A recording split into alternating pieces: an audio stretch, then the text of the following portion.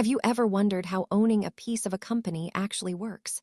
Let's break down the fundamentals of stock market investing. When you buy a stock, you are buying equity. This simply means you own a small, fractional share of that specific corporation. Millions of people participate in the stock market to help their savings grow alongside the economy. Stocks offer two main ways to gain value: the price of your share going up or receiving cash dividends from the company. Investors often balance their risk by holding both stocks, which represent ownership, and bonds, which represent debt. Over long periods, the stock market has historically trended upward, though short-term values can fluctuate significantly from year to year.